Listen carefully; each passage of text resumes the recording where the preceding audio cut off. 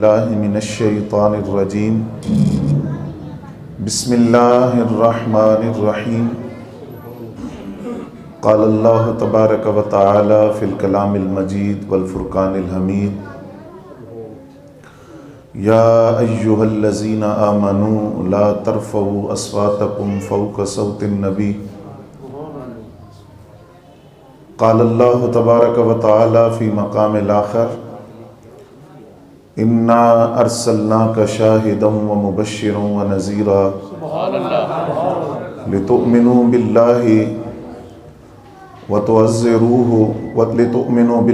وَرَسُولِهِ وَتُعَزِّرُوهُ وَتُوَقِّرُوهُ وَتُسَبِّحُوهُ بُكْرَةً وَأَصِيلًا صدق اللہ مولانا العظیم وبلغنا رسولہ النبی الکریم وَنَحْنُ عَلَى ذَلِكَ لَمِنَ الشَّاهِدِينَ وَالشَّاكِرِينَ وَالْحَمْدُ لِلَّهِ رَبِّ الْعَالَمِينَ الصلاة والسلام علیکہ یا رسول اللہ وعلی آلکہ واصحابکہ یا حبیب اللہ الصلاة والسلام علیکہ یا رسول اللہ وعلی آلکہ واصحابکہ یا حبیب اللہ الصلاة والسلام علیکہ یا رسول اللہ وعلی آلکہ واصحابکہ یا حبیب اللہ۔ نماز اچھی، روزہ اچھا، زکوٰۃ اچھی، حج اچھا۔ نماز اچھی، روزہ اچھا، زکوٰۃ اچھی، حج اچھا، مگر باوجود اس کے میں مسلمان ہو نہیں سکتا نہ جب تک کٹ مروں میں خواجہ بطحا کی عزت پر، نہ جب تک کٹ مروں میں خواجہ بطحا کی عزت پر، خدا شاہد ہے کامل میرا ایمان ہو نہیں سکتا۔ حمد و ثنا کے بعد انتہائی واجب الاحترام، قابل صد احترام بزرگوں اور دوستوں، بالخصوص محفل میں تشریف فرما کثیر تعداد میں علماء کرام، میں اور آپ اس وقت اس محفل میلاد النبی صلی اللہ علیہ وآلہ وسلم میں شرکت کی سعادت حاصل کر رہے ہیں، جو ایصال ثواب کے لیے اور یاد میں امیر المجاہدین، شیخ الحدیث، استاذ العلماء، فناف الرسول حضرت علامہ مولانا خادم حسین رضوی رحمۃ اللہ تعالی علیہ کی ایصال ثواب کے لیے ان کی یاد میں منعقد ہے۔ میں نے آپ کے سامنے جو آیہ کریمہ پڑھنے کا شرف حاصل کیا، اس پر چند گزارشات آپ حضرات کی خدمت میں عرض کرنا ہے۔ سب سے پہلی بنیادی بات میں اور آپ ہم یہ یاد رکھیں کہ کوئی شخص کتنی ہی عبادت کیوں نہ کر لے، اس کی پیشانی پر داغ سجدہ کیوں نہ سجا ہو، سجدے پہ سجدہ کرے، نمازوں کا ڈھیر بھی ہو، روزہ، زکوٰۃ، حج کا انبار بھی ہو، لیکن اگر ان عبادات سے حضور صلی اللہ علیہ وسلم کے ادب اور تعظیم کی خوشبو نہیں آتی تو نہ کوئی نماز قبول ہے، نہ کوئی روزہ قبول ہے، نہ زکوٰۃ اور حج قبول ہے۔ اللہ رب العزت اعمال صالحہ کو قبول تب فرماتا ہے جب ان سے سرکار کی تعظیم اور محبت کی خوشبو آئے۔ سبحان اللہ، نعرہ تکبیر، نعرہ رسالت، نعرہ رسالت، عظمت و شان مصطفیٰ، لبیک لبیک لبیک یا رسول اللہ، لبیک لبیک لبیک یا رسول اللہ، لبیک لبیک لبیک یا حضور صلی اللہ علیہ وسلم سے بیگانہ ہو کر اور دامن رسول سے تعلق توڑ کر رب کائنات نہ کسی عمل کو قبول کرتا ہے اور نہ کسی عبادت کو قبول فرماتا ہے۔ میں نے آپ کے سامنے قرآن مجید فرقان حمید کی جو آیہ پڑھنے کا شرف حاصل کیا، اس کے اندر ذرا آپ غور کریں کہ اللہ رب العزت نے کس اسلوب کے ساتھ اس آیت کو قرآن مجید کا حصہ بنایا ہے کہ ہم نے آپ کو شاہد، گواہ بنا کر بھیجا، خوشخبری سنانے والا بنا کر بھیجا، ڈر سنانے والا بنا کر بھیجا، تاکہ تم اللہ اور اس کے رسول پر ایمان لاؤ. اور آگے کہا وَتُعَزِّرُوهُ وَتُوَقِّرُوهُ، اور ان کی تعظیم کرو، توقیر کرو. اور اس کے بعد کہا وَتُسَبِّحُوهُ، اللہ کی تسبیح کرو. تسبیح کا ذکر بعد میں ہے اور تسبیح کا تعلق عبادت کے ساتھ ہے. عبادت کا ذکر بعد میں کیا اور حضور کی تعظیم اور توقیر کا ذکر پہلے کیا گیا. اور قرآن کے اسلوب نے یہ قاعدہ اور اصول دیا کہ عبادت وہی قبول ہوتی ہے جس سے تعظیم رسول صلی اللہ علیہ وسلم کی خوشبو آتی ہے، جس سے توقیر مصطفیٰ صلی اللہ علیہ وسلم کی مہک آئے. رب اسی عبادت کو قبول کرتا ہے، اور یہ قرآن نے اصول دیا، قرآن نے فیصلہ دیا. اللہ رب العزت نے خود بارگاہ رسالت میں آپ کے آداب سکھائے اور قرآن کا حصہ بنایا. یا ایھا الذین آمنوا لا ترفعوا اصواتکم فوق صوت النبی، اے ایمان والو اپنی آوازوں کو حضور صلی اللہ علیہ وسلم کی آواز سے بلند نہ کرو. اگر آپ توجہ فرمائیں حضرات تو میں یہ بات عرض کروں، جب قرآن کی آیت اتری حضرت فاروق اعظم رضی اللہ تعالیٰ عنہ نے کنکریاں لے کر منہ میں رکھ لی کہ جب میں بات کروں تو یہ کنکریاں مجھے یاد دلائیں کہ بارگاہ رسول میں بات کیسے کرنی ہے. حضرت سیدنا صدیق اکبر رضی اللہ تعالیٰ عنہ نے قسم اٹھا لی کہ میں آج کے بعد بلند آواز سے بات ہی نہیں کروں گا، اور اس انداز سے بات کرتے کہ ان سے پوچھنا پڑتا کہ آپ کیا کہہ رہے ہیں. صحابہ کرام جب در رسول پر حاضر ہوتے تو ہتھیلی کی بجائے ناخنوں سے دستک دیتے کہ کہیں آواز بلند ہو، سرکار کو اذیت نہ پہنچے. حضرت مولا کائنات علی المرتضیٰ شیر خدا رضی اللہ تعالیٰ عنہ نے اپنے دروازے کے جو کواڑ تھے لوہے اور لکڑی کے، ان کو نکلوا کر کپڑے کے کواڑ بنائے تاکہ جب میں دروازہ بند کروں اس سے آواز لکڑی اور لوہے کی پیدا نہ ہو، کہیں سرکار کو اذیت نہ پہنچ جائے. حضرت عائشہ صدیقہ طیبہ طاہرہ رضی اللہ تعالیٰ عنہا آپ فرماتی ہیں کہ پڑوس کے اندر کسی شخص نے کیل نصب کرنے کی کوشش کی تو فرماتی ہیں میں نے اس کو پیغام بھیجا کہ تمہاری اس آواز سے سرکار کو اذیت پہنچ رہی ہے، جبکہ سرکار قبر میں جلوہ فرما ہے. اور پھر اسی مسجد نبوی کے اندر ایک شخص جب بلند آواز سے گفتگو کرتا ہے تو حضرت فاروق اعظم رضی اللہ تعالیٰ عنہ اس کو بلا کر پوچھتے ہیں کہ تم آئے کہاں سے ہو؟ وہ کہتا ہے میں طائف سے آیا ہوں. فرمایا اگر تم اہل مدینہ سے ہوتے تو میں تمہیں سزا دیتا، اس لیے کہ اہل مدینہ اس بات کو اچھی طرح جانتے ہیں، انصار مدینہ اس بات کو اچھی طرح جانتے ہیں کہ بارگاہ رسول میں آواز کا لیول کیا ہونا چاہیے، یہاں بات کس انداز سے کرنی چاہیے. جب قرآن کی آیت اتری تو حضرت سیدنا صدیق اکبر رضی اللہ تعالیٰ عنہ نے ایک شخص کو بلایا، فرمایا تیری یہ ڈیوٹی ہے اور تیری یہ ذمہ داری ہے کہ وہ وفود جو مدینہ طیبہ سے باہر سے آتے ہیں ان وفود کو حضور صلی اللہ علیہ وسلم کی بارگاہ میں حاضر ہونے سے پہلے یہ سمجھانا ہے کہ سرکار کی بارگاہ میں بیٹھنا کیسے ہے، بات کرنے کا انداز کیا ہو، اور بات کرتے ہوئے آواز کا لیول کیا ہونا چاہیے. ایک شخص کی ڈیوٹی لگائی گئی. اور حضرات گرامی قدر جب قرآن کی آیت اترتی ہے تو اس کا حکم قیامت تک کے لیے ہے کہ آج بھی اگر کوئی بندہ بارگاہ رسول میں حاضر ہوتا ہے تو اپنی آواز کو حضور کی بارگاہ میں پست رکھے، کیونکہ سرکار بھی موجود ہے اور آواز کو پست رکھنے کا حکم بھی موجود ہے.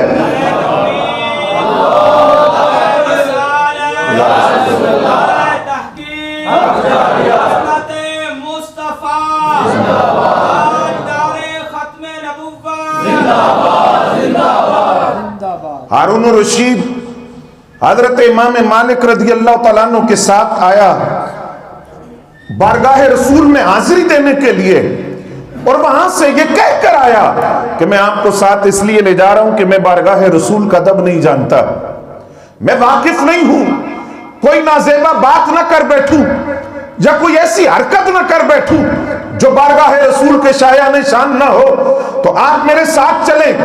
امام مالک رضی اللہ تعالیٰ عنہ ساتھ گئے اور ساتھ جا کر جب بارگاہ رسول میں حاضر ہوئے تو خلیفہ ہارون الرشید جو عباسی خلیفہ تھا اس کی آواز کچھ بلند ہوئی. تو امام مالک نے اس کو مخاطب کر کے فرمایا یہ تیرا دربار نہیں ہے،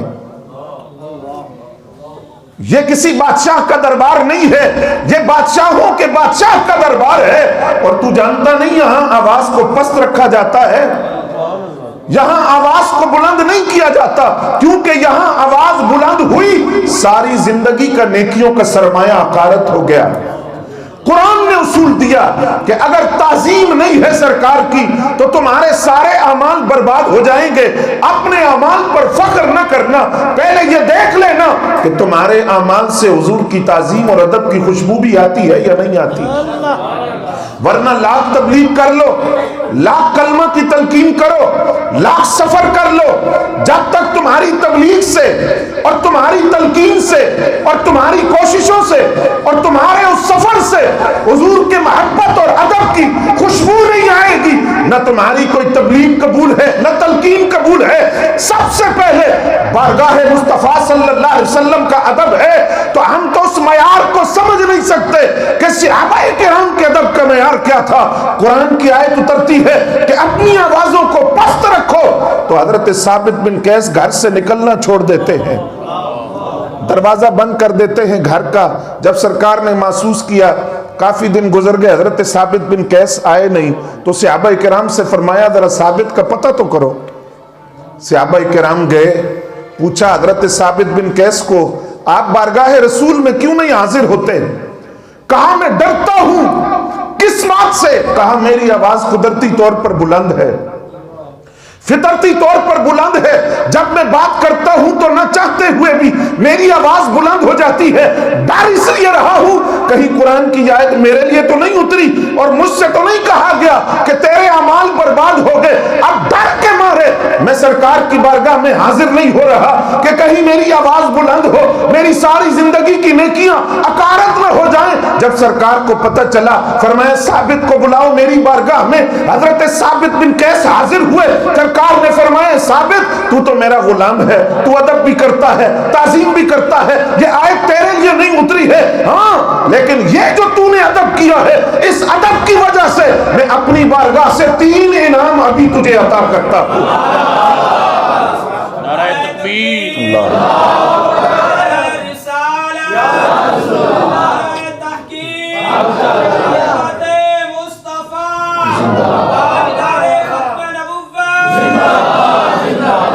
فرمایا پہلا انعام تو زندگی ایسی گزارے گا کہ لوگ تیری زندگی پر رشک کریں گے۔ دوسرا انعام کس بات کا؟ تعظیم رسول کا۔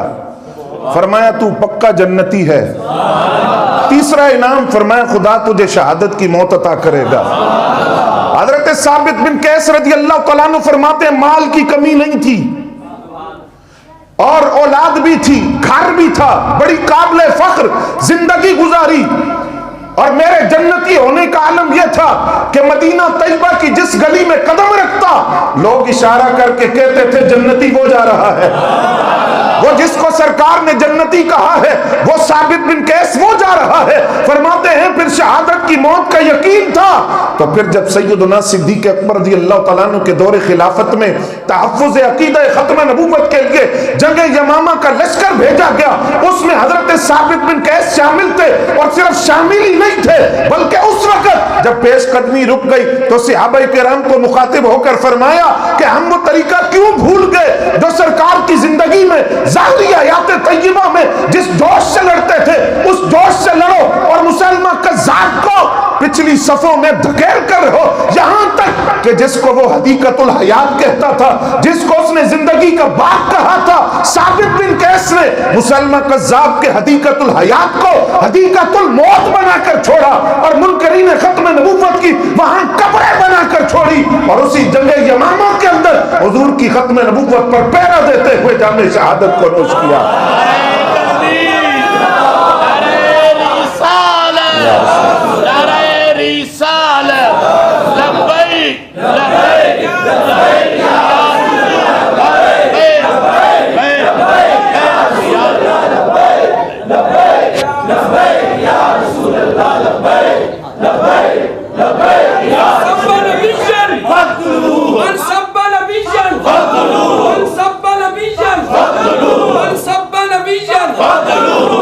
پھر پھر قرآن کہتا ہے یا ایھا الذین آمنوا لا تقدموا بین یدی اللہ ورسولہ، اے ایمان والو اللہ اور اس کے رسول سے آگے بڑھنے کی کوشش نہ کرنا، آگے نہ بڑھنا، ساری زندگی کے اعمال برباد ہو جائیں گے۔ حضرت عثمان غنی رضی اللہ تعالیٰ عنہ حدیبیہ کے مقام سے حضور سفیر بنا کر بھیجتے ہیں، فرمایا جائیں قریش والوں سے، قریش سے بات کریں کہ ہم تو عمرہ کرنے کے لیے آئے ہیں، ہمارے پاس اسلحہ نہیں ہے، ہم جنگ کے لیے نہیں آئے، عمرہ کریں گے واپس چلے جائیں گے، آپ جا کر ان سے بات کریں۔ حضرت عثمان غنی رضی اللہ تعالیٰ عنہ مکہ المکرمہ میں داخل ہوئے تو کیا کیا؟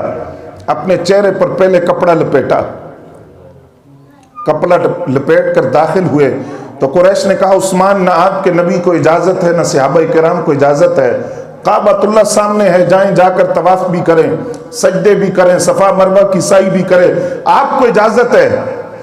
حضرت عثمان غنی رضی اللہ تعالیٰ عنہ نے فرمایا تم مجھے کہتے ہو کہ میں جا کر کعبۃ اللہ کا طواف کروں؟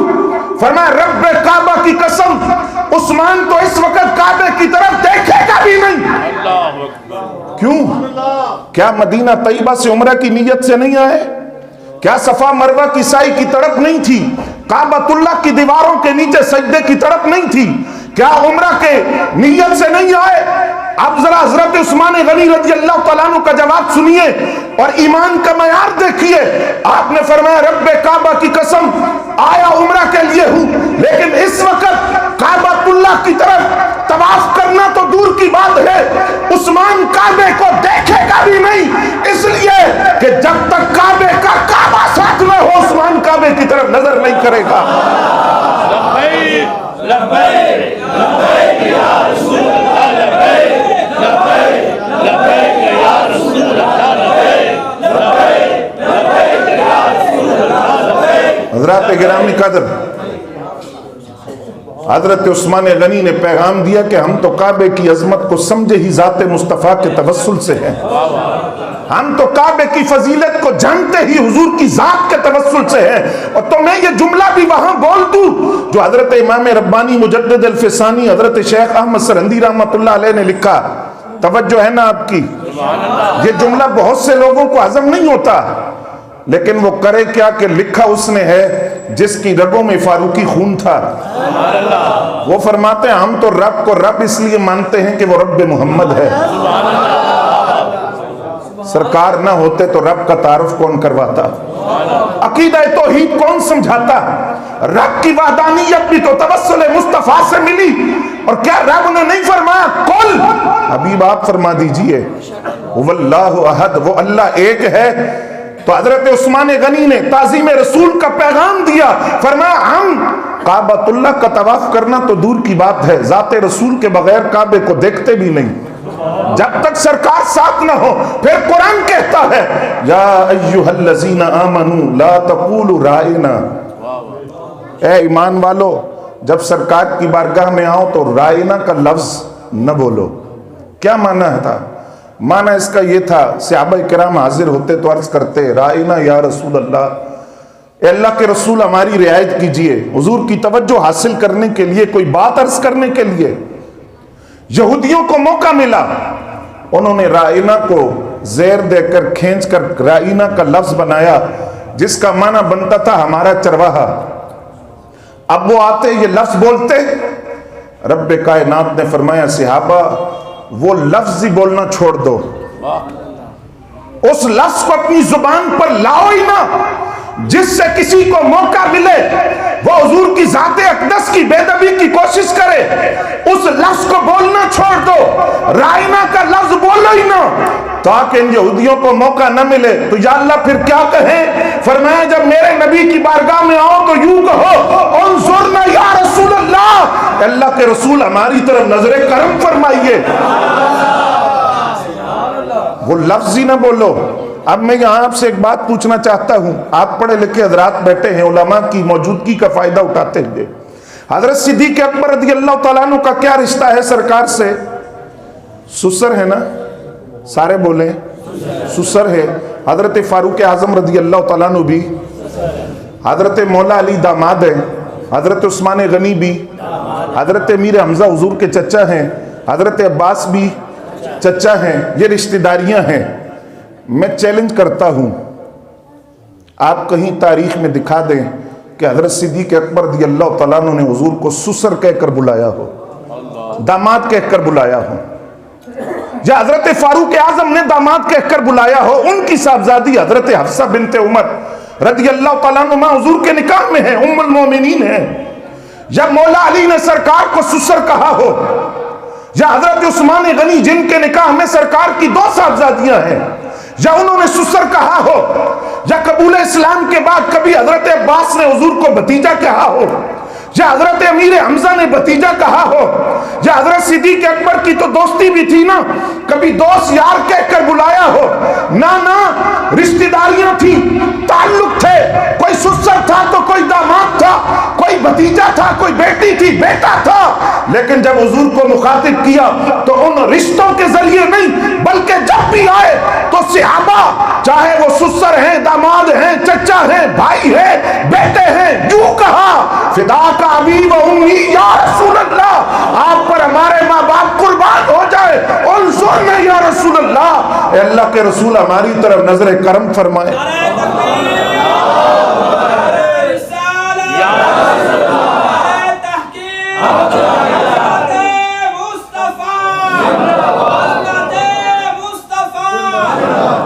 توجہ ہے نا حضرات آپ کی؟ انہوں نے یہ لفظ نہیں بولا تو میں بات کسی فرقہ واریت کی نہیں کرتا، لیکن دعوت فکر ضرور دیتا ہوں۔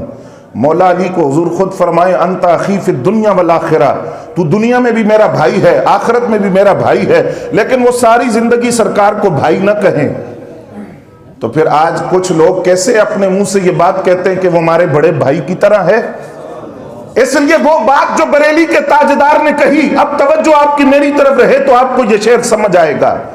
اعلیٰ حضرت فرماتے ہیں مومن وہ ہے، مومن وہ ہے جو ان کی عزت پر مرے دل سے۔ یہاں مرنے کا معنی ہے قربان ہو جائے، فدا ہو جائے، اپنی جان حضور کی ذات پر قربان کرتے وہ مومن ہے۔ اور فرمایا تعظیم بھی کرتا ہے نجدی تو مرے دل سے، مردہ دل کے ساتھ، خوشی کے ساتھ نہیں کرتا حضور کی تعظیم۔ فرمایا مومن وہ ہے جو ان کی عزت پر فدا ہو جائے اور ان کی تعظیم پر قربان ہو جائے، وہ مومن ہے۔ اور فرمایا وہ منکر تعظیم بھی کرتے ہیں تو بجھے ہوئے دل کے ساتھ، مردہ دل کے ساتھ۔ حضرات گرامی قدر ذرا توجہ فرمائیے، جمعے کا دن ہے، حضرت فاروق اعظم رضی اللہ تعالیٰ عنہ مسجد نبوی شریف کی طرف نکلتے ہیں۔ آج بھی مسجد نبوی میں وہ نشانی موجود ہے۔ حضرت عباس رضی اللہ تعالیٰ عنہ کی گھر کی چھت ہے، اس پر ایک پرنالہ لگا ہوا ہے، اس سے خون کے چند قطرے ٹپکے، پرندہ ذبح کیا گیا یا چوزا ذبح کیا گیا، وہ حضرت فاروق اعظم کے لباس پر پڑے۔ آپ نے حکم دیا کہ آج میرے لباس پر پڑے ہیں، کل کوئی اور گزرے گا تو اس لیے اس پرنالے کو اکھیڑ دو۔ حضرت عباس موجود نہیں تھے۔ جب حضرت عباس رضی اللہ تعالیٰ عنہ واپس آئے، آپ نے فرمایا عمر یہ پرنالہ نہیں اکھاڑنا چاہیے تھا۔ کہا عباس پرنالہ ہی ہے، دوسری سمت لگا دیتے ہیں۔ فرمایا مسئلہ پرنالے کا نہیں ہے، پرنالہ تو پھر بھی لگ جائے گا، مسئلہ یہ ہے کہ وہ ہاتھ کہاں سے آئیں گے دوبارہ، جن ہاتھوں سے لگا تھا۔ عرض کیا کیسے لگا تھا؟ فرمایا میں زمین پہ کھڑا تھا، سرکار میرے کندھوں پہ سوار ہوئے اور سرکار نے اپنے دست کرم سے اس پرنالے کو لگایا تھا۔ اب وہ ہاتھ کہاں سے آئیں گے؟ افسوس اس بات کا ہے حضرت فاروق اعظم رضی اللہ تعالیٰ عنہ نمدیدہ ہو گئے، آنکھوں میں آنسو آ گئے اور کہا عباس واللہ میں نہیں جانتا تھا کہ یہ پرنالہ سرکار نے اپنے ہاتھوں سے لگایا ہے، آپ ابھی میرے ساتھ چلیں۔ عمر زمین پر کھڑا ہوگا، 22 لاکھ مربع میل کا حکمران جس کا نام سن کر عالم کفر کانپ جاتا ہے اور جس نے آدھی دنیا پر اسلام کا جھنڈا لہرایا ہے، وہ زمین پر کھڑا ہوگا۔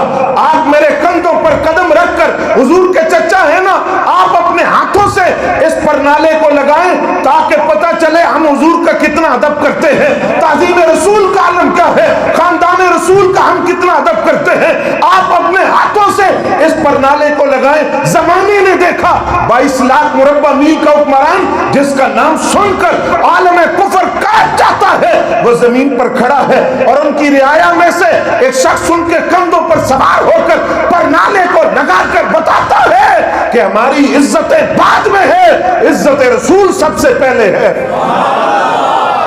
आज भी अगर आप मस्जिद नबवी शरीफ में दाखिल हो बाबुस्सलाम से, तो दाखिल होते ही ये मस्जिद नबवी की पहली सफ बनती है, दाईं तरफ कुरान की आयतें लिखी हैं, जहां लफ्ज लिखा है सदकल्लाहुल अज़ीम, वहां आपको एक स्याह रंग का चौकोर निशान नजर आएगा।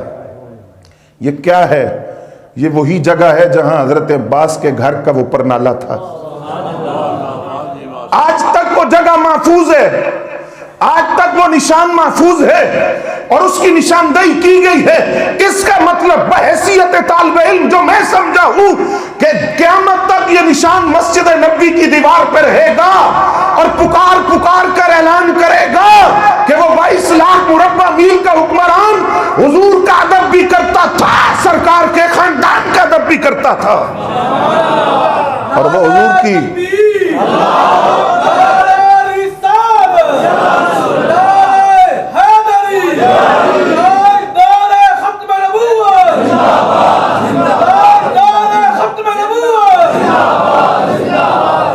हज़रात गिरामी कदर जरा तवज्जो फरमाइए। सरकार मदीना तैयबा में हिजरत करके तशरीफ लाते हैं। बड़े बड़े रऊसा उमरा ने अर्ज किया आप हमारे गरीब खाने पर चलें, वहाँ हमारे लिए एजाज होगा। नबी अलैहिस्सलाम ने फरमाया मेरी ये ऊँटनी मामूर मिन अल्लाह है, जहाँ अल्लाह का हुक्म होगा वहाँ ये रुकेगी। कहाँ रुकी? सारे बोले हजरत अबू अयूब अंसारी रजी अल्लाह तआला अन्हु के घर के सामने। अब इसके पीछे एक बड़ा तवील पस मंजर है, उलमा जानते हैं, लेकिन जब आप उस तारीख को खोलने की कोशिश करेंगे कि वहां क्यों रुकी थी ये ऊँटनी, वजह क्या थी। और भी तो घर थे मदीना तैयबा में, और भी तो अंसारे मदीना थे, और फिर कबीला बनु नज्जार के और अफराद भी थे। और ये कबीला बनु नज्जार हुजूर का ननिहाल है। जब सरकार बचपन में अपनी वालिदा के साथ आए मदीना तैयबा, तो ये कबीला बनु नज्जार हुजूर का मेजबान बना था और सरकार इनकी मेजबानी की तारीफ फरमाते रहे। लेकिन हजरत अबू अयूब अंसारी के घर के सामने ही वह ऊँटनी क्यों रुकी? अगर आप तारीख को खोलें तो आपको ताज़ीम रसूल की खुशबू आएगी। वो तारीख ये थी कि 1000 साल पहले यमन का बादशाह मदीना तैयबा आया, तुब्बा हिमयरी उसका नाम था। उसको उसके जो उलमा 400 यहूद उलमा साथ थे, उन्होंने कहा ये वही शहर है जहां अल्लाह के आखिरी नबी हिजरत करके आएंगे। उसने पूछा कब आएंगे? कहा ये तो हम नहीं जानते, बहरहाल ये कन्फर्म है कि यही शहर है, यहीं आएंगे। तो मुहद्दिसीन लिखते हैं उसने मदीना तैयबा की गलियों में फिर वो फिरा और रोता था और कहता था कि काश मैं उनकी जियारत करूं, वो मेरी जिंदगी में आए, मैं उनकी जियारत करूं। उसने 400 उलमा के लिए घर बनाए, कनीजें हर आलिम को दी। फिर उसने एक मकान हुजूर सल्लल्लाहु अलैहि वसल्लम के लिए तैयार किया और कहा जब वो आए तो यहां ठहरे। और फिर एक खत लिखा और उस खत के अंदर लिखा कि मैं चाहता ये था मैं आपकी जियारत करूं, लेकिन शायद आप मेरी जिंदगी में जलवागर ना हो, तो ए नबी मोहतशम आप जब भी आए मेरा ये खत आपको पहुंचे तो मैं आपकी बारगाह में अर्ज करता हूं कि मैं आप पर ईमान लाया और आपकी बख्शिश का तलबगार भी हूं। और वो खत संदूक के अंदर बंद कर दिया गया। और वो मकान जो मदीना तैयबा में 1000 साल पहले हुजूर सल्लल्लाहु अलैहि वसल्लम के लिए तामीर किया गया, वो मकान वही था जहां सरकार जलवागर हुए, जो हजरत अबू अयूब अंसारी का मकान था। फिर वो खत भी हुजूर की खिदमत में पेश किया गया। अब हजरत अबू अयूब अंसारी रज़ी अल्लाह तआला अन्हु फरमाते हैं जब सरकार मेरे काशान अक़दस में जलवागर हुए तो मेरा मकान 2 मंजिला था, उसकी बालाई मंजिल भी थी। सरकार ने फरमाया मैं निचली मंजिल में रहूंगा। फरमाते हैं जब रात का वक्त हुआ तो मेरी बीवी कहने लगी ए अबू अयूब नीचे नबी हैं, उधर जिब्रील हैं, वो वही लेकर आते हैं, हम दरमियान में क्या कर रहे हैं, हम दरमियान में क्या करते हैं। और कच्ची छत थी, खौफ यह था कि चलेंगे तो मिट्टी का कोई जर्रा सरकार की जात अक़दस पर गिरेगा। ساری رات حضرت ابو ایوب انصاری رضی اللہ تعالیٰ عنہ اور ان کی اہلیہ گھر کے کونے میں کھڑے رہے کہ چلیں گے نہیں، مٹی کا ذرہ حضور کے وجود اقدس پر گرے، حضور کو اذیت نہ ہو۔ صبح عرض کیا سرکار آپ اوپر تشریف لے جائیں، بالائی منزل پر سرکار نے فرمایا وفود آتے ہیں ملنے کے لیے، اس لیے بہتر یہ ہے کہ میں یہیں رہوں گا۔ پھر حضرات اس سے اگلی بات سنیے، ایک دن پانی کا گھڑا ٹوٹ گیا بالائی منزل پر، سردیوں کی رات تھی، لحاف ایک تھا، کمبل ایک ہی تھا۔ اب مسئلہ یہ تھا کہ کچی چھاتیں ہے، پانی ٹپک کر حضور کے وجود اقدس پر گر نہ جائے، تو اس کمبل کو حضرت ابو ایوب انصاری نے پانی پر ڈالا تاکہ یہ کمبل اس پانی کو چوس لے اور جذب کر لے، اور یہ پانی کا کوئی قطرہ حضور کے وجود اقدس پر گر کر اذیت کا سبب نہ بنے۔ اور ساری رات ٹھٹرتے ہوئے گزاری تعظیم رسول کے اندر، اور دنیا کو پیغام دیا کہ وہ معیار جو صحابہ کرام نے قائم کیا ہے محبت رسول کا، تعظیم رسول کا، ادب رسول کا، وہاں تمہاری سوچ پہنچ ہی نہیں سکتی۔ حضرت صدیق اکبر مصلی امامت پر کھڑے ہوں اور حضور دوران نماز تشریف لے آئیں، دو قبیلوں کے درمیان صلح کروانے حضور گئے تھے، حکم ہوا حضرت صدیق اکبر کو آپ نماز پڑھائیں، نماز کے لیے مصلی امامت پر کھڑے ہوئے، اس دوران سرکار مسجد میں داخل ہوئے، توجہ ہے آپ کی، صحابہ کرام نے تصفیق کے ذریعے ہاتھ پر ہاتھ مار کر حضرت صدیق اکبر رضی اللہ تعالیٰ عنہ کی توجہ دلائی کہ اماموں کے امام آگے ہیں۔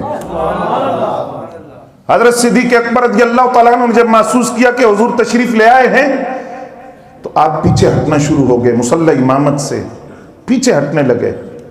نبی علیہ السلام نے فرمایا اپنی نماز کو مکمل کرو۔ بعض لوگوں کو یہاں بھی سکون نہیں آیا، وہ کہتے ہیں نماز ابھی شروع ہی نہیں ہوئی تھی، نماز شروع نہ ہوئی ہوتی تو سرکار یہ کیوں فرماتے کہ نماز مکمل کرو؟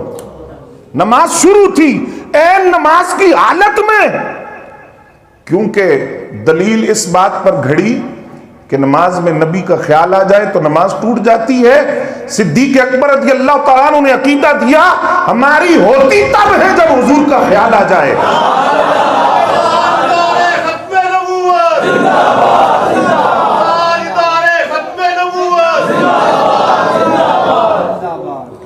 سرکار دو عالم صلی اللہ علیہ وسلم مسجد میں داخل ہوئے، حضرت سیدنا صدیق اکبر رضی اللہ تعالیٰ عنہ پیچھے ہٹنا شروع ہو گئے، یہاں تک کہ پچھلی صف میں جا کر کھڑے ہوئے، سلام پھیرا، نماز ختم ہوئی۔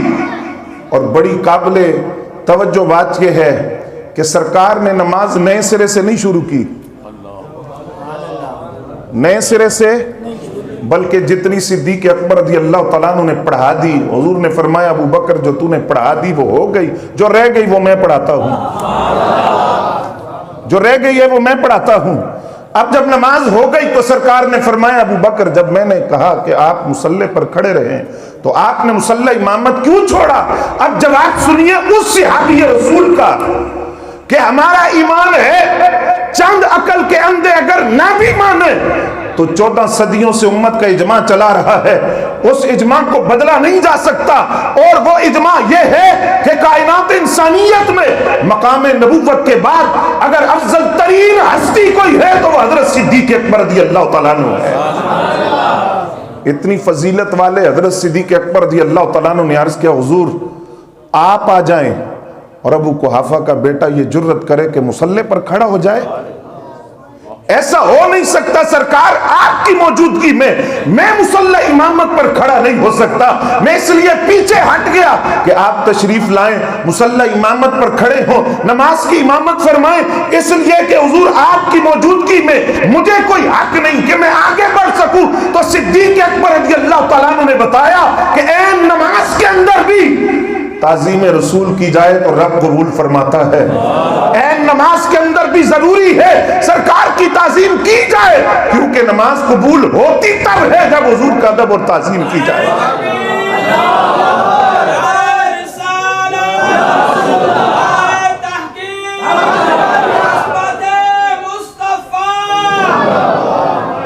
علامہ قاضی ایاز مالکی رحمۃ اللہ علیہ نے شفا شریف میں لکھا ہے، توجہ ہے نا آپ کی، آپ فرماتے ہیں ایک صحابی تھے ان کا نام تھا حضرت اصلہ رضی اللہ تعالیٰ عنہ، ان کی ڈیوٹی یہ تھی کہ جب سرکار سواری پر بیٹھتے تھے تو یہ کجاوا باندھتے تھے سواری حضور کی تیار کرتے, اس پر سواری بناتے, جس طرح آپ دیکھتے نا آج اونٹوں پر, گھوڑوں کے اوپر, تو کجاوا یہ باندھتے تھے. ایک دن صبح اٹھے تو ایک صحابی سے کہنے لگے آج تم باندھو, اور خود پتھروں کا چولہا بنایا, پانی رکھا, گرم کیا, غسل کرنے چلے گئے. سفر شروع ہو گیا, سفر میں شامل ہو گئے. سرکار نے فرمایا اسلحہ یہ آج آپ نے نہیں باندھا, اس کا انداز بتاتا ہے کہ یہ آپ نے نہیں باندھا. یہ بھی محبت کا انداز ہے سرکار کا اپنے غلاموں کے ساتھ. خیر ہے آج آپ نے کیوں نہیں باندھا؟ عرض کی حضور بات یہ ہے کہ جب میں صبح بیدار ہوا تو میں نے ایک صحابی سے عرض کیا کہ آپ باندھ دیں. کیوں؟ اب ذرا سنیے, فتویٰ اور ہے, تقویٰ اور ہے. کہا حضور اس لیے کہ جب میں صبح اٹھا تو مجھ پر غسل فرض تھا, تو میں غسل کرنے چلا گیا, حالانکہ باندھ کر بھی حضور جا سکتا تھا لیکن نہیں باندھا, کہ میری غیرت نے گوارا نہیں کیا کہ مجھ پر غسل فرض ہو اور حضور کی سواری کو ہاتھ لگا دوں. جس سواری کو نسبت ہے ذات رسول سے, اس سواری کو اس حالت میں ہاتھ لگا دوں تو میری غیرت اور ادب نے یہ گوارا نہیں کیا. اس لیے میں اس سواری کو حضور کسی اور کے حوالے کر کے چلا گیا. پھر علامہ قاضی ایاز مالکی رحمت اللہ علیہ نے اسی شفا شریف کے اندر لکھا, حضرت عبد الرحمن جو صحابی نہیں تھے, تابعی تھے, اور تابعی تھے, ان کے پاس ایک کمان تھی جس سے تیر پھینکا جاتا ہے. ان کو کسی نے خبر دی سند بیان کر کے, یہ کمان وہ ہے جس کے ساتھ ایک مرتبہ سرکار کے دست اقدس لگا تھا. حضور صلی اللہ علیہ وسلم نے اس کمان کو مس کیا تھا, چھوا تھا. حضرت عبد الرحمن رضی اللہ تعالیٰ عنہ تابعی ہیں, وہ فرماتے ہیں خدا کی قسم جس دن مجھے پتا چلا کہ اس کمان کو سرکار کے ہاتھ لگے ہیں, اس دن کے بعد کبھی بے وضو میں نے اس کمان کو نہیں چھوا, میں نے ہاتھ نہیں لگایا. اس لیے حضرات گرامی قدر, تعظیم رسول کا اور ادب رسول کا وہ طرز جو صحابہ کرام کو بارگاہ رسول سے ملا, اور جس کی وہ عملی تصویر تھے کہ ابو لہب کے 2 بیٹوں کے ساتھ اعلان نبوت سے پہلے سرکار کی 2 صاحبزادیوں کا رشتہ طے ہوتا ہے. توجہ ہے آپ کی؟ یہ بات بڑی ضروری میں عرض کرنے لگا. جب سرکار نے اعلان نبوت فرمایا تو ابو لہب نے اپنے بیٹوں سے کہا کہ طلاق دے دو دونوں صاحبزادیوں کو. تو ایک تو حضور کی بارگاہ میں حاضر ہوئے, ان کا نام عتیبہ تھا, کہ میرے باپ نے مجبور کیا ہے اس لیے میں آپ کی بیٹی سے جدائی اختیار کرتا ہوں.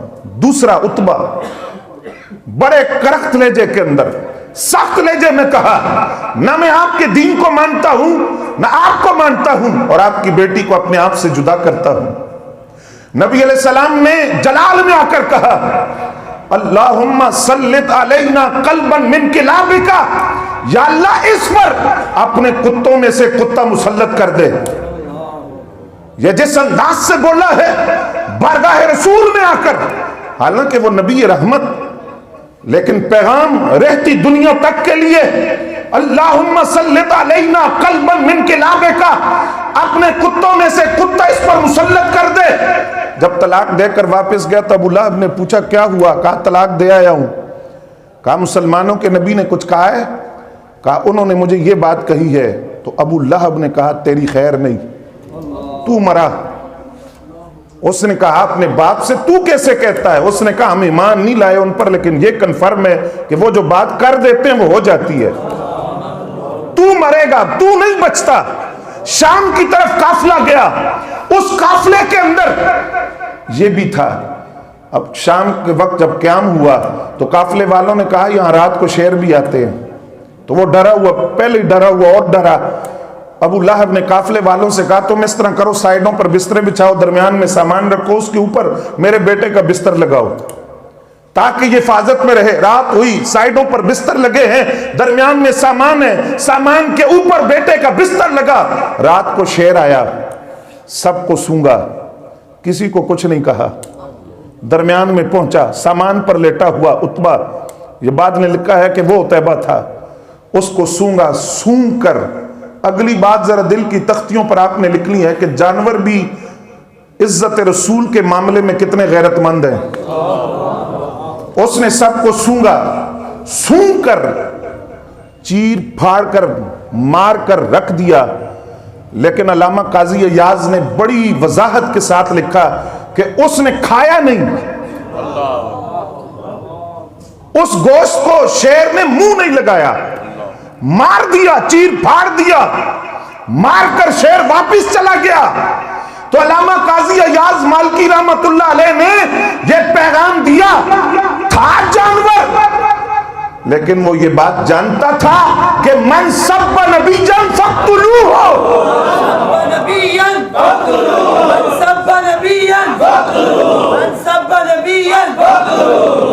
حضرات گرامی قدر یہ کوئی نئی بات ہے.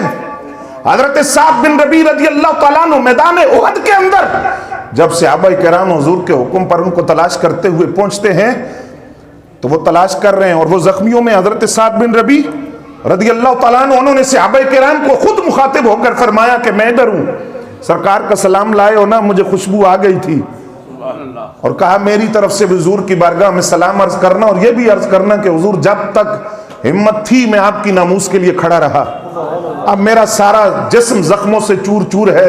اور کہا ہے صحابہ ایک پیغام تم بھی لے کر جاؤ, وہ پیغام یہ ہے کہ نبی علیہ السلام کا کوئی گستاخ زمین پر دندناتا پھرے اور آپ بھی موجود ہو تو پھر یہ یاد رکھنا کہ کل قیامت کے دن بارگاہ مصطفیٰ میں بھی اور بارگاہ خدا میں بھی آپ کے پاس کوئی عذر نہیں ہوگا کہ آپ کی موجودگی میں سرکار کا کوئی گستاخ زمین پر دندناتا پھرے.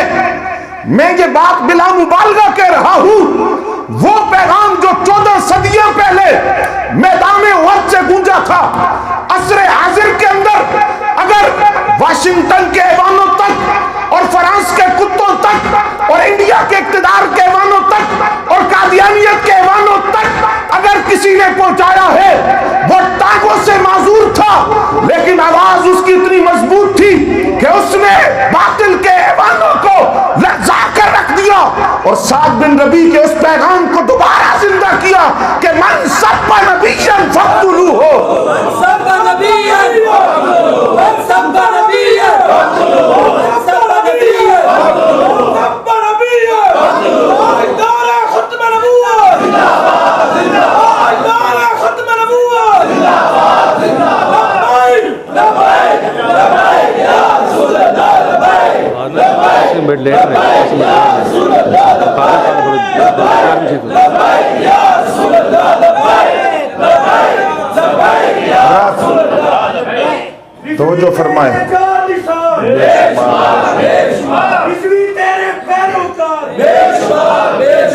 جب تک سورج چاند رہے گا.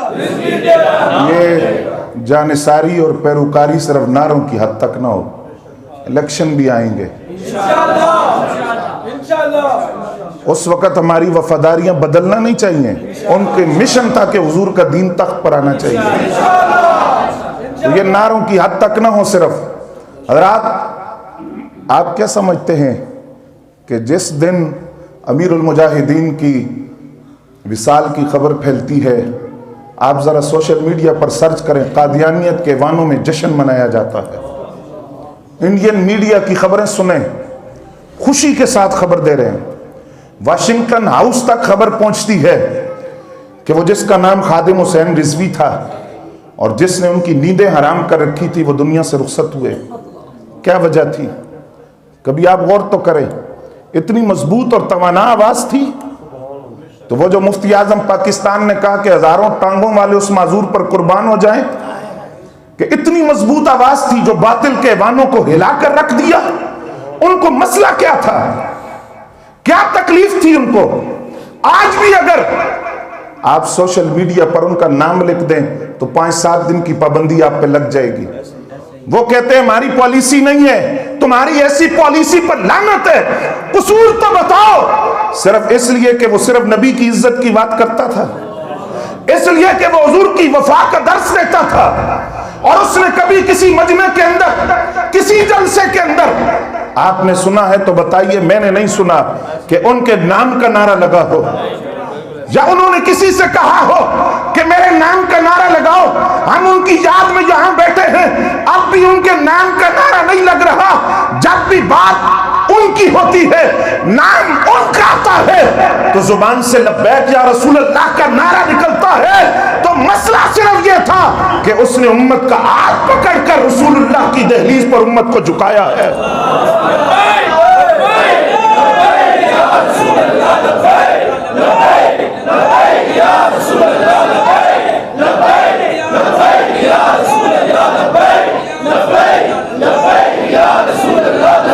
गिरामी कदर तवज्जो फरमाइए, आला हजरत फरमाते हैं हुस्न यूसुफ पे कटी मिस्र में अंगुश्त जना, सर कटाते हैं तेरे नाम पे मर्दाने अरब। अब जरा आप गौर करेंगे मेरी बात पर। आला हजरत फरमाते हैं हुस्न यूसुफ पे कटी, माजी की बात है। किसकी बात है? माजी कहते हैं गुजरे हुए जमाने को, गुजरे हुए जमाने की बात है। अब सर कटाते हैं, आज भी कटाते हैं, आज भी कटाते हैं। फिर उसने यूसुफ पे कटी बगैर इरादे के, इरादा नहीं था, सर कटाते हैं, इरादा करके कटाते हैं। वहां बगैर इरादे की उंगलियां कटी, यहां इरादा करके सरों को कटाते हैं। और वहां वो मिस्र था, ये अरब है, वो औरतें थी, ये मर्द है, उन्होंने उंगलियां काटी, ये सर कटाते हैं। उन्होंने नाम सुनकर उंगलियां काटी थी, उन्होंने उसने यूसुफ को देखकर उंगलियां काटी थी, जहां नाम सुनकर सर कटाते हैं। तो अगर उसने रसूल से बशरियत के 70,000 पर्दों में से एक पर्दा भी उड़ जाता तो खुदा ही जानता है फिर कैफियत का आलम क्या होता। वो जिन्होंने सामने बैठकर देखा वो भी फिदा हुए, और जिन्होंने सदियों बाद तसव्वुर किया वो भी फिदा हुए। ज्यादा दूर नहीं चलते, ये लाहौर का इलाका रंग महल, यहाँ एक बंदा नौजवान 21 साल का, कितने साल उम्र है, वो किसी यूनिवर्सिटी का पढ़ा हुआ डॉक्टर इंजीनियर प्रोफेसर नहीं था, किसी मदरसे का आलिम शेखुल हदीस पीर भी नहीं था। 21 साल उम्र थी, और चूंकि इश्क उम्र नहीं देखता, रंग नहीं देखता, जुबान नहीं देखता। मोहम्मद बिन कासिम की उम्र आप जानते हैं कितनी थी? 17 साल। कितनी? और जब वो इस्लाम के झंडे लहराते लहराते ये सिंध तक आए ना, तो राजाओं ने एक औरत को शराब कबाब देकर भेजा कि नौजवान है, जल्दी बहक जाएगा, इसको बहका दो, फतूहात का रास्ता रोको। तवज्जो है ना आपकी?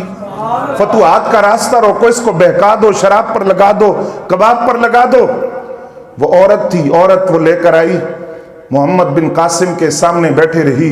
मोहम्मद बिन कासिम ने निगाह उठाकर नहीं देखा, निगाह उठाकर उसकी तरफ नहीं देखा।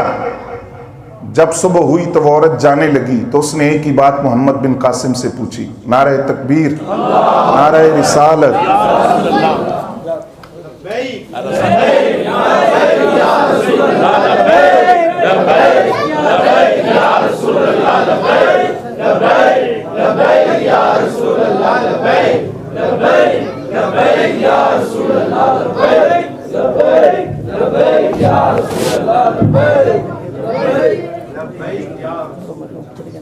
में तकरीर कर रहे हैं।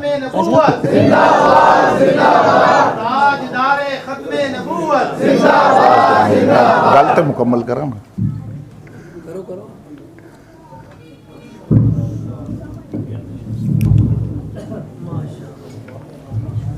उस्ताद है ना दिल में।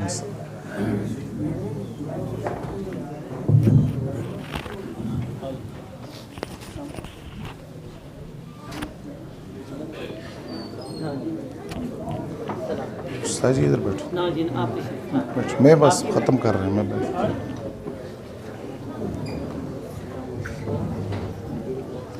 तशरीफ रहे। मोहम्मद बिन कासिम की उम्र क्या थी? सारे बोलो जरा। 17 साल। एक खातून को भेजा गया शराब और कबाब देकर कि ये नौजवान जो फतूहात करते करते सिंध तक आ गया है, तो इसको शराब पर लगा दो, इसका ईमान बर्बाद करने की कोशिश करो, फतूहात का रास्ता रुक जाए और ये इस्लाम का झंडा लेकर कहीं दूर न निकल जाए। अब ज़रा तवज्जो से आप, बिलखुसूस नौजवान दोस्त, सारी रात वो औरत वहाँ शराब लेकर बैठी रही। मोहम्मद बिन कासिम ने निगाह उठाकर उसकी तरफ नहीं देखा। जब वो सुबह जाने लगी तो उसने कहा कि मैं अपने मंसूबे में कामयाब तो नहीं हुई, लेकिन एक सवाल का जवाब मुझे दे दो کہ تم ابھی نوجوان ہو، 17 سال تمہاری عمر ہے، تم نے نظر اٹھا کر بھی میری طرف نہیں دیکھا، کیا تمہارے سینے میں دل نہیں ہے؟ محمد بن قاسم نے کہا بی بی دل تو ہے، لیکن جب ہم پیدا ہوتے ہیں نا تو اپنے دلوں کا بازار مصطفیٰ میں سودا کر دیتے ہیں۔